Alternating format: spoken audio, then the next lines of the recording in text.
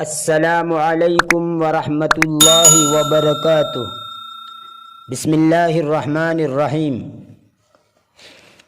سامعین و ناظرین، گزشتہ ویڈیو میں خطوط نویسی کے متعلق کچھ بنیادی باتیں بتائی گئی تھی اور وعدہ کیا تھا کہ مزید کچھ باتیں آئندہ ویڈیو میں بیان کی جائے گی، تو حسب وعدہ اسی کو بیان کر کے ایک خط اردو ترجمے کے ساتھ پیش کیا جا رہا ہے۔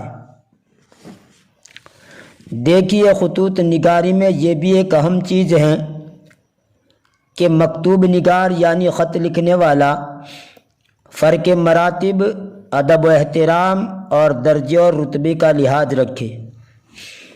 موجودہ دور میں ان چیزوں کی اہمیت نہیں رہی ہے، لیکن میرا خیال ہے کہ یہ ایک غلط رویہ ہے۔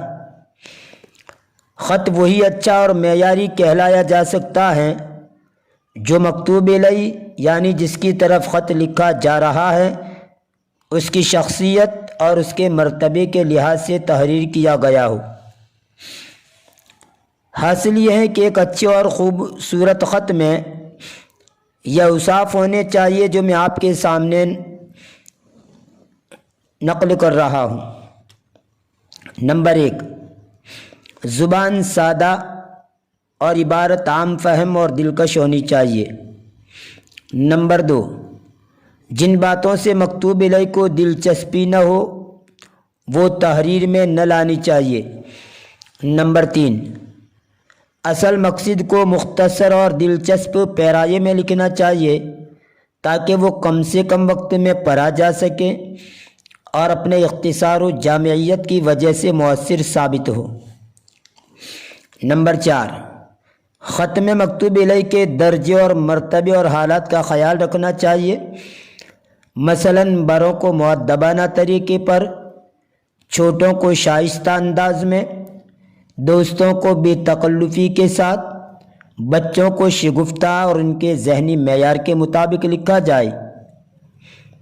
عام حالات میں خط خوش طبعی اور زندہ دلی کا مظہر ہونا چاہیے، لیکن تعزیت اور حادثات کے متعلق لب و لہجہ نرم اور الفاظ میں سوز و گداز کی کیفیت ہونی چاہیے۔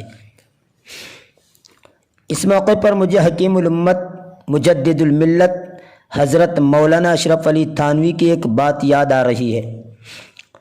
وہ فرماتے ہیں کہ ایک اہل علم موت کے عنوان پر تقریر اور بیان کر رہے تھے، لیکن جھوم جھوم کر اشعار بھی پڑھ رہے تھے۔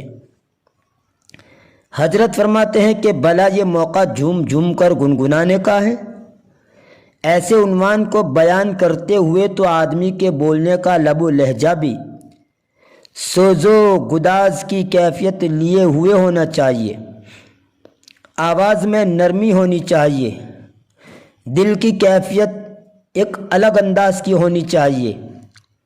یہی بات یہاں پر بھی سمجھ لیجئے، جب تعزیتی خط لکھا جائے تو اس میں ایسے الفاظ ہو جو اپنے اندر سوز و گداز لیے ہوئے ہو۔ تہنیت اور تعزیت کے موقع پر ایسے الفاظ کا انتخاب کرنا چاہیے جو مسرت و شادمانی اور غم و اندوہ کے دلی جذبات کی ترجمانی کر سکیں۔ غم اور مسرت دونوں مواقع اہم ہیں، خطوط میں بھی انہیں اہمیت دینی چاہیے۔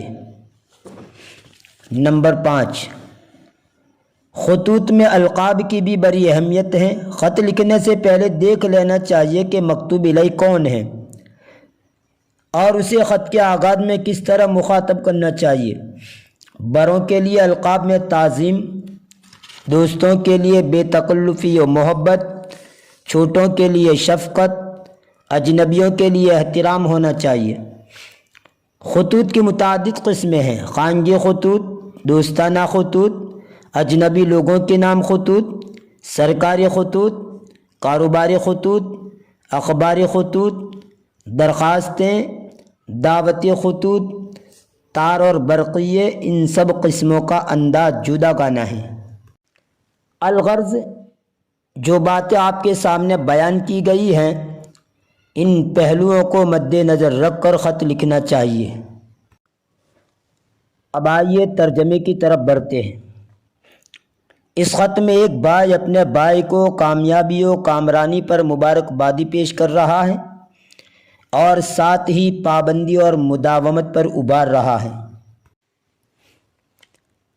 اخی الطموح، اہدی الیک اسم التحیات، میرے بلند پرواز اور باہمت بھائی، ہدیہ سلام و خلوص قبول کرو۔ وبعد، فقد بلغنی عنک اليوم ما كنت ارجوہ لک من الفوز والنجاح، مجھے آج تمہاری کامیابی اور کامرانی کے سلسلے میں وہ خبر ملی ہے جس کے لیے میں پہلے ہی سے پر امید تھا۔ فحققت بذلك الامل فیک وکنت عند حسن الظن بنبوغک، اس طرح تم نے نہ صرف یہ کہ اپنی ذات سے وابستہ امیدیں پوری کی ہیں بلکہ اپنی قابلیت اور مہارت کے سلسلے میں لوگوں کے حسن ظن کی تصدیق بھی کی ہے۔ اذ جئت کما کنت اتوقع فی مقدمۃ الناجحین، تم میری توقع کے مطابق کامیاب ہونے والوں میں سر فہرست رہے ہو۔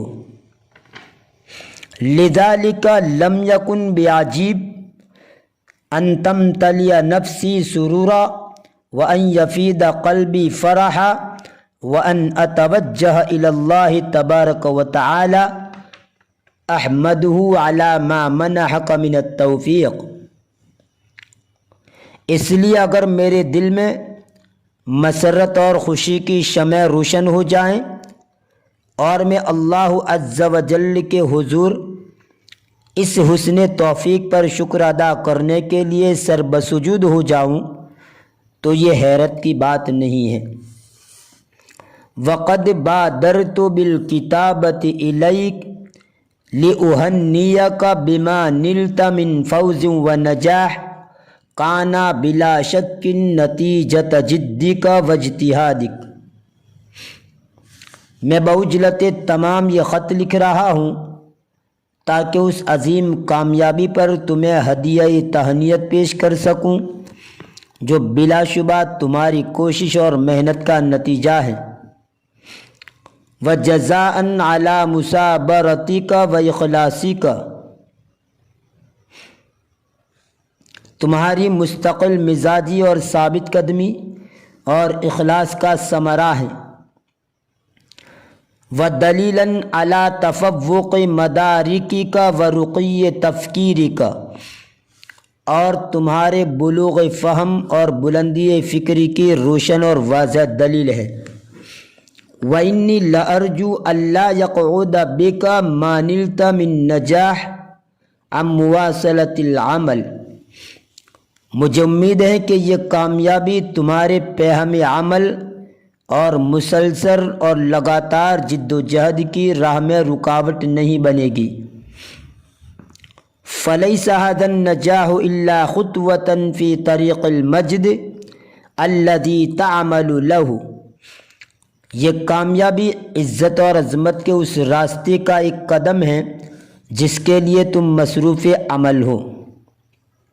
وَبَابًا إِلَى السَّعَادَةِ الَّتِي تَنشُدُهَا، خوشحال اور خوش بختی کا وہ دروازہ ہے جس پر تم دستک دے رہے ہو۔ وَسَبِيلًا لِبُلُوغِ الْغَایَةِ الَّتِی تَسْعَىٰ إِلَیْہَا، اور اس مقصد تک پہنچنے کا ایک وسیلہ ہے جس کے لیے تم کوشش کر رہے ہو۔ فَصَابِرْ یا اخی علی العمل، اس لیے میرے بھائی تم مسلسل عمل کے اصولوں پر کاربند رہو۔ وَوَاصِلِ الدَّرْسَ حَتَّى تَبْلُغَ بِجِدِّكَ مَا تُرِيدُ، اسباق کی پابندی رکھو، سبق کو جاری رکھو تاکہ اپنی کوشش سے اصل مقصد تک پہنچ سکو۔ حقق اللہ رجاءنا فیک وجعلک سعیدا موفقا۔ اللہ تعالی ہماری امیدوں کی تکمیل فرمائے جو ہم نے تمہاری ذات سے وابستہ کی ہیں، تمہیں ہر قدم پر کامیابی عطا کرے۔ وبلغک من الاعمال ما تسبو الیہ ومن العزت والمجد ما تحبہ وتتمناہ۔ تمہیں منزل مقصود تک پہنچنا نصیب ہو اور تم عزت و عظمت کی اس بلندی تک پہنچو جس کے تم متمنی ہو، خواہش مند ہو۔ سامعین و ناظرین، آخر میں آپ حضرات سے گزارش کی جاتی ہے کہ اگر آپ نے ابھی تک میری چینل ہیلپر فار عربک کو سبسکرائب نہیں کیا ہے تو پلیز سبسکرائب کر لیجئے تاکہ جب بھی میں نئی ویڈیو اپلوڈ کروں تو سب سے پہلے آپ کو اس کی نوٹیفیکیشن ملتی رہے۔ فی امان اللہ، الی اللقاء۔